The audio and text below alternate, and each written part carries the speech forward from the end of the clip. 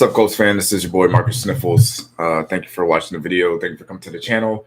Make sure you like and subscribe. So it's been a while since I did a Colts recap game. The last one I did was, I believe, it's been a while. It was the Texans game. I did a preview for the Ravens game, but I didn't do a post game for that game. I guess this is mostly going to be a quick fourth quarter of the season type of review.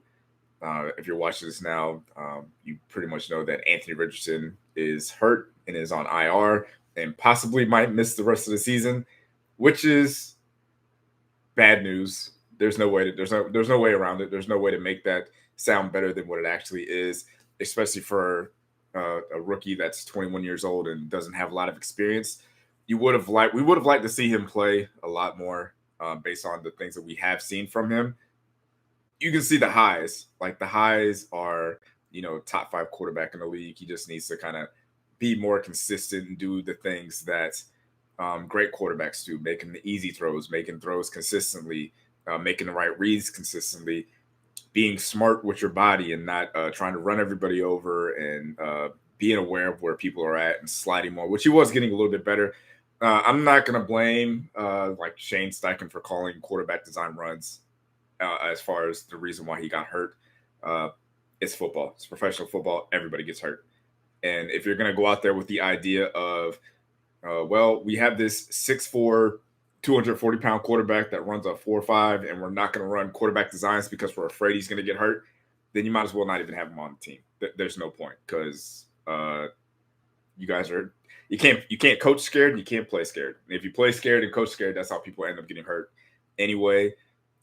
So I think the only bright side of Anthony Richardson being possibly out for the season, is there is a glimmer of hope.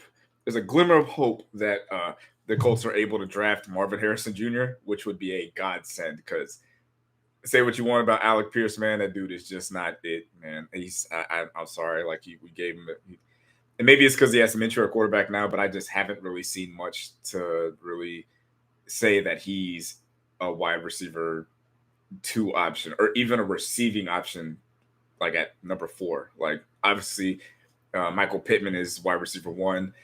I believe by the end of the season, Josh Downs is going to be the established wide receiver 2. I feel like he always gets open.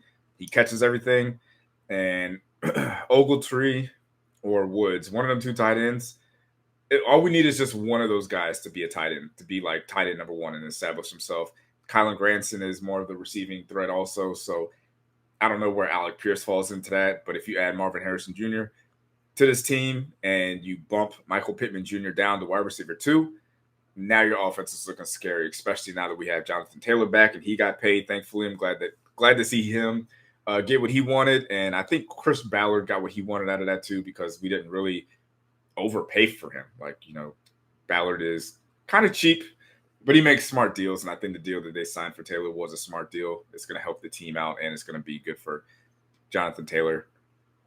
So you add that, adding Marvin Harrison Jr. to this roster we'd be possibly a top 5 offense with explosive players on all levels of the field at wide receiver, tight end, running back, and quarterback. I think one of the big highlights for me was in a loss, that Rams game, even being down, I think we're down 23-0, being able to come back and make that game close, taking it into overtime, is where you saw the highs of Anthony Richardson and what he can do for this team and how he can take this league by storm. And I'll go ahead and say this, this is coming off of a loss to the Jaguars, a bad loss, another loss in Jacksonville, where the Colts have not won since the Reagan era, apparently. But this is going to be the worst Shane Steichen team that we see in this era. This is as bad as it gets. Because next year, if Anthony Richardson has an entire offseason to really get into that playbook, work on his mechanics, he doesn't have to worry about all the rookie stuff and finding a place to live, learning the playbook. Now he has a playbook that's kind of geared towards him. He kind of knows everything. It could really make it more second nature, and he could really dive in and really understand what he is doing and what he's looking at. And him and Shane can have a whole offseason together him and Josh Downs and Pittman Jr. can get the timing together, another year to get healthy. I mean, the sky's the limit for this team, and I think they're going to win the AFC South. It sounds crazy saying it now because we are what 3-3. This team is going to win the AFC South division next year. As long as Anthony Richardson continues to get better, if Josh Downs gets better, offensive line stays average, and right now they're playing.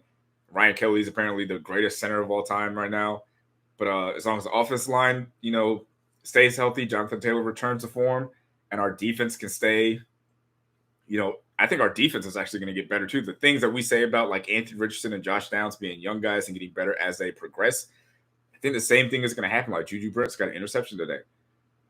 As long as these young secondary players continue to grow and learn, they're only going to get better. And that's why I fully believe, and it's going to come off as being a homer, but that's why I fully believe that this team is going to win the AFC South tomorrow. Geez, I wish. Next year. We have all the pieces. We're just a super young team. One of the youngest teams in the NFL, I believe. So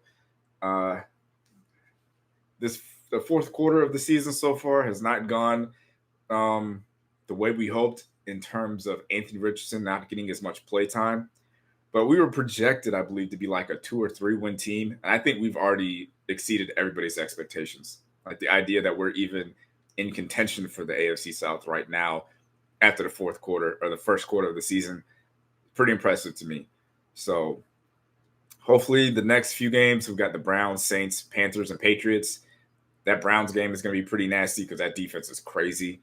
But, I mean, maybe if we can get like 2 wins out of that, we might still be in a hunt to maybe get in the playoffs if Anthony Richardson can come back. I'm on the side of not rushing him back. I would rather him sit out the entire year and get healthy instead of rushing him back and possibly getting hurt again or re-aggravating something or something, affecting him in the long term. So I'm all for sitting him for the rest of the year as long as that's the best thing for his career and the team. But yeah, we'll see. We'll see. I'm still excited about the team.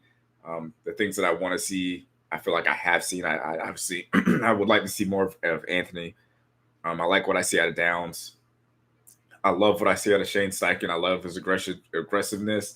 I love his play calling.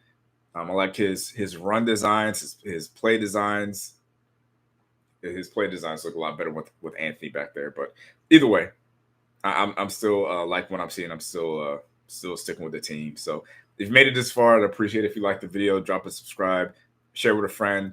And I'm trying to figure out how to end this video. But yeah, go Colts. Thank you for watching the video. If you've made it this far, drop a like, subscribe so you don't miss any videos like this one.